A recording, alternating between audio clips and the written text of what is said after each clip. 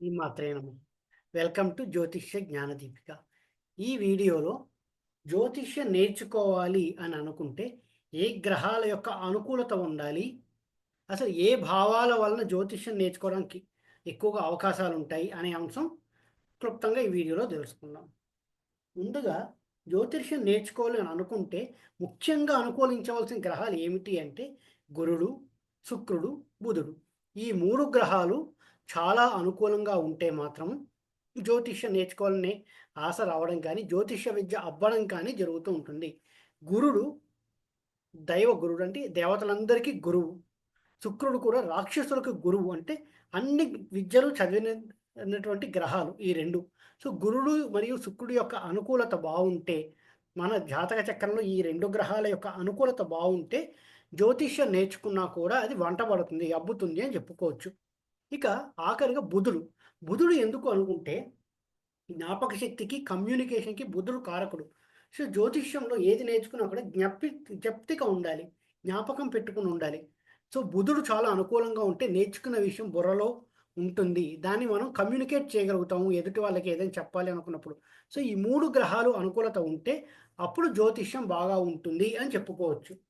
ఇక ఏ భావాలు బావుండాలి, జ్యోతిష్యం రావాలి అని అనుకుంటే చతుర్థము, పంచమము, ద్వితీయం ఈ 3 భావాలు. ఎందుకు ఈ 3 భావాలు అని అనుకుంటే ముఖ్యంగా తెలుసుకుంటే చతుర్థము విద్యను సూచిస్తుంది. మనం చదివే విద్య గురించి అంతా తెలుసుకోవాలంటే చతుర్థం బావుండాలి. అలాగే పంచమం జ్ఞానాన్ని చూపిస్తుంది. దాంతో పాటుగా పూర్వజన్మ పుణ్యాన్ని కూడా ఈ పంచమమే చూపిస్తుంది. తర్వాత ద్వితీయం వాక్ స్థానాన్ని చూపిస్తుంది. సో ఈ 3 భావాలు బావున్నా కూడా జ్యోతిష్యం విద్య అబ్బుతుంది. ఎదుటి వారికి జ్యోతిష్యం వస్తుంది అని చెప్పుకోవచ్చు. గురుడు, శుక్రుడు, బుధుడు గ్రహాలు బావుండి, మరియు చతుర్థ, పంచమ, ద్వితీయ స్థానాలు కూడా బావుండి, ఆ అధిపతులు కూడా బావుంటే అప్పుడు జ్యోతిష్యం విద్య వస్తుంది అని తెలుసుకోవచ్చు. ఎలా అంటే గురుబలం బావుండాలి అంటే ఏంటి? గురుడు మంచి క్షేత్రాల్లో గానీ, కేంద్ర కోణాలలో ఉండి పంచమానికి సంబంధం పడాలి. గురుడికి పంచమానికి సంబంధం పడితే జ్యోతిష్యం ఖచ్చితంగా వచ్చే అవకాశాలు ఉంటాయి. ఎందుకంటే జ్యోతిష్యం అన్నది వేద విద్య. పూర్వజన్మ సుకృతం ఉండి తీరాలి. పూర్వజన్మ సుకృతం ఉంటేనే అటువంటి వాళ్ళకి జ్యోతిష్యం అనేది అబ్బుతుంది. ఆ నేర్చుకోవాలని ఇంట్రెస్ట్ కూడా కలుగుతుంది. మరియు శుక్రుడు కూడా అనుకూలంగా ఉండాలి. పంచమంతో కనెక్షన్ పడడం కానీ, పంచమాన్ని శుక్రుడు చూసి అది మంచి భావాలు అవ్వడం కానీ, పంచమాధిపతితో శుక్రుడు కలిసి ఉండడం కానీ జరగడము.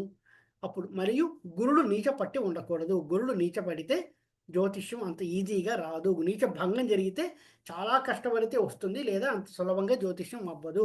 ఇన్ కేస్ శుక్రుడు కూడా అంతే, నీచం జరగకూడదు. గురు శుక్రులు ఎప్పుడు చాలా బాగుంటేనే జ్యోతిష్యం అబ్బుతుంది. ఇందాక చెప్పినట్టుగా జ్యోతిష్యం నేర్చుకోవాలి అనుకుంటే పూర్వజన్మ పుణ్యం చాలా ఉండాలి. ఎందుకంటే ఇవన్నీ వేద విద్యల్లోంచి వచ్చినటువంటి విద్యలు. పూర్వజన్మ పుణ్యం బాగుంటేనే జ్యోతిష్యం అనేది వస్తుంది. అంటే పంచమ భావం చాలా బాగుండాలి. ఈ పంచమ భావం ద్వారా పూర్వజన్మ పుణ్యం తెలుసుకోవచ్చు. సో ఎప్పుడైతే పంచమ భావం బాగుందో అప్పుడు జ్యోతిష్యం రావడానికి ఆస్కారాలు ఎక్కువ ఉంటాయి. సో గురుడికి పంచమాధిపతితో కానీ, పంచమంతో కానీ కనెక్షన్ పడి అది మంచి భావాలతో సంబంధించి ఉంటే అప్పుడు జ్యోతిష్యం నేర్చుకోవాలనుకున్నా వాళ్ళకి వస్తుంది. గురుడు చాలా స్ట్రాంగ్‌గా ఉండాలి. గురుడు నీచ పట్టి ఉండకూడదు. గురుడికి ఎటువంటి దోషాలు ఉండకూడదు. అప్పుడు మాత్రమే జ్యోతిష్యం వస్తుంది. అంతే కాకుండా పంచమాధిపతికి కూడా గురుడు బాగుండడం, పంచమాధిపతి కూడా మంచి స్థానంలో ఉండాలి.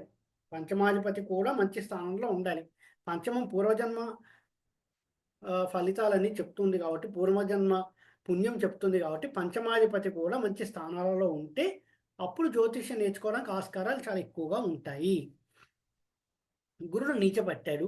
నీచ భంగం జరిగితే చాలా కష్టపడాలి. స్వయం కృషితో కష్టపడితే జ్యోతిష్యం వస్తుంది. అంటే ఎఫర్ట్ ఎక్కువ పెట్టాలి నేర్చుకోవాలనుకుంటే. అంతేకాకుండా చతుర్థంతో శుక్రుడికి సంబంధం ఉన్న జ్యోతిష్యం నేర్చుకోవాలని ఇంట్రెస్ట్ కలుగుతుంది. చతుర్థంతో శుక్రుడికి సంబంధం ఉన్న, గురుడికి సంబంధం ఉండి, అది పంచమాధిపతితో కానీ, పంచమంతో కానీ ఏదో విధంగా సంబంధం ఏర్పడితే అప్పుడు జ్యోతిష్యం నేర్చుకోవాలి అనేటటువంటి ఇంట్రెస్ట్ కలిగి తీరుతుంది. ఇంకా ముఖ్యంగా అన్నిటికంటే తెలుసుకోవాల్సింది ద్వితీయం. ద్వితీయాధిపతి మంచి స్థానాల్లో ఉండాలి. కోణాల్లో ఉంటే చాలా మంచి ద్వితీయాధిపతి. పంచమ స్థానంలో ఉంటే వాళ్ళకి జ్యోతిష్యం వస్తుంది, లేదా వాళ్ళ వాక్కు ఫలిస్తుంది. ఎందుకంటే ద్వితీయం వాక్కుని సూచిస్తుంది. ఎప్పుడైతే ద్వితీయం పంచమ స్థానంలో పడిందో వాళ్ళకి మంచి వాక్కు ఉంటుందని చెప్పుకోవచ్చు. సో వాళ్ళు జ్యోతిష్యం నేర్చుకున్నా కూడా మంచి ఫలితం వస్తుంది. ద్వితీయాధిపతి పంచమాన్ని చూడడం కానీ, ద్వితీయాధిపతి పంచమంలో ఉండడం కానీ, ద్వితీయంలో పంచమాధిపతి ఉండడం కానీ జరిగితే కూడా వాళ్ళకి వాక్కు బావుంటుంది. వాక్ బలం ఉంటుంది అని చెప్పుకోవచ్చు. అంతేకాకుండా ద్వితీయాధిపతి ఎప్పుడైనా పాడైతే అంటే నీచబట్టిన, దోషాలు ఏర్పడ్డా అప్పుడు వాళ్ళ వాక్కుకి ఆహ్, బలం అనేది ఉండదు. వాక్ బలం తగ్గిపోతుంది. వాక్స్థానం బాలేదని చెప్పుకోవచ్చు. అప్పుడు కూడా జ్యోతిష్యం నేర్చుకున్నా కూడా వాళ్ళు చెప్పినటువంటి రిజల్ట్స్ జరుగుతాయా లేదా అన్నది అంత అంచనా వేయడం జాగ్రత్తగా చూసుకుంటూ ఉండాలి. ఎందుకంటే వాక్స్థానం పాడైతే జ్యోతిష్యంలో చెప్పే రిజల్ట్స్ జరగవు అంత సులభంగా. వాక్స్థానం బావుంటే జ్యోతిష్యంలో చెప్పేది చాలా ఖచ్చితంగా జరుగుతాయి. ముందు వాగ్బలం ఉండాలి. వాక్కు శుద్ధిగా ఉండాలి. అంటే ద్వితీయం చాలా బావుండాలి. ద్వితీయంలో పాపగ్రహాలు ఉండి దోషాన్ని క్రియేట్ చేయడం కానీ, లేదా ద్వితీయాధిపతి ఏదైనా గ్రహాలతో కలిసి దోషాలు క్రియేట్ చేస్తే వాగ్బలం తగ్గిపోతుంది అని చెప్పుకోవచ్చు. బట్ ద్వితీయాధిపతి పంచమంలో ఉన్నా, పంచమాధిపతి ద్వితీయంలో ఉన్నా పరివర్తన జరిగినా కూడా వాక్ బలం పెరిగి వాళ్ళకి జ్యోతిష్యం బాగా వంటపడుతుంది, అబ్బుతుంది అని చెప్పుకోవచ్చు. జ్యోతిష్య విద్య నేర్చుకుంటారు. అలా ప్రావీణ్యత సంపాదిస్తారు అని చెప్పుకోవచ్చు ద్వితీయాధిపతి బావుంటే. సో, జ్యోతిష్యం నేర్చుకోవాలి అనేటువంటి ఆలోచన ఎక్కువగా గురుదశలో కానీ, శుక్రుడి దశలో కానీ, రాహువు దశలో కానీ, బుధుడి దశల్లో కానీ అనిపిస్తుంది. ఆలోచనలన్నీ అప్పుడొస్తాయి. గురుదశ వచ్చినప్పుడు జ్యోతిష్యం నేర్చుకోవాలి. ఏదైనా మన హైందవ సాంప్రదాయానికి సంబంధించిన విద్య నేర్చుకోవాలి. జ్యోతిష్యం అనే కాదు. ఎందుకంటే గురుడు ఎంతైనా పూర్వజన్మ పుణ్యం కూడా ఒక రకమైనటువంటి క్యారీ ఫార్వర్డ్ చేస్తారు కాబట్టి వేద విద్యలు నేర్చుకోవాలి, జ్యోతిష్యం నేర్చుకోవాలి, లేదా సాంప్రదాయమైన సంగీతం నేర్చుకోవాలి, సాంప్రదాయ నృత్యం నేర్చుకోవాలి. ఇటువంటి ఆలోచనలు ఎక్కువగా వస్తుంటాయి. గురుడు అప్పుడు బావుంటాయి గురు దశల్లో. అంతేకాకుండా శుక్ర దశలు. శుక్రుడు యొక్క దశ నడిచేటప్పుడు కూడా ఇవే ఆలోచనలు వస్తూ ఉంటాయి. వేద విద్యలకు సంబంధించి నేర్చుకోవాలి అనేటటువంటివి. అంతేకాకుండా రాహువు, బుధుడు వీళ్ళు కూడా బావుంటాయి కూడా ఈ ఆలోచనలొస్తాయి జ్యోతిష్యం నేర్చుకోవాలని. అంతేకాకుండా పంచమ భావాధిపతి మరియు పంచమంలో ఉండే గ్రహాలు వీటికి సంబంధించిన దశలు నడిపేటప్పుడు కూడా జ్యోతిష్యం నేర్చుకోవాలనే ఆలోచన వస్తుంది. సో, జ్యోతిష్యం నేర్చుకోవాలా లేదా అని అనుకుంటే ముందు మనం ఏం చెక్ చేసుకొని గురుబలం, శుక్రుడి బలం, బుధుడి బలం ఆ 3 బలాలు ఎలా ఉన్నాయి? తర్వాత చతుర్థాధిపతి, పంచమాధిపతి, ద్వితీయాధిపతి వీళ్ళు ఎలా ఉన్నారు? వాళ్ళేమైనా బాగున్నారా? లేదా? బావుంటే వెరీ గుడ్. గురుడు నీచపట్టి ఉండకూడదు. శుక్రుడు నీచపట్టి ఉండకూడదు. బుధుడు నీచపట్టి ఉండకూడదు. ద్వితీయాధిపతి మంచి కోణ స్థానాల్లో ఉంటే మంచిది. ద్వితీయాధిపతి పంచమంలో ఉన్న మంచిదే. పంచమాధిపతి ద్వితీయంలో ఉన్న మంచిదే. ద్వితీయ పంచమాధిపతి పరివర్తన జరిగినా కూడా మంచిదే. అప్పుడు వీళ్ళకి జ్యోతిష్యం అనేటటువంటిది ప్రావీణ్యత సంపాదించగలరు. ఈ వీడియో మీ అందరికీ నచ్చినట్టయితే లైక్ చేయండి. మీ ఫ్రెండ్స్ అందరితో షేర్ చేయండి. మరిన్ని వీడియో నోటిఫికేషన్స్ కోసం మా ఛానల్ సబ్స్క్రైబ్ చేసుకోండి. ఎవరైతే ఆస్ట్రాలజీ కోసం కన్సల్ట్ అవ్వాలి అని అనుకుంటానో కింద కనిపిస్తున్న నంబర్కి వాట్సాప్ ద్వారా నన్ను కన్సల్ట్ చేయొచ్చు.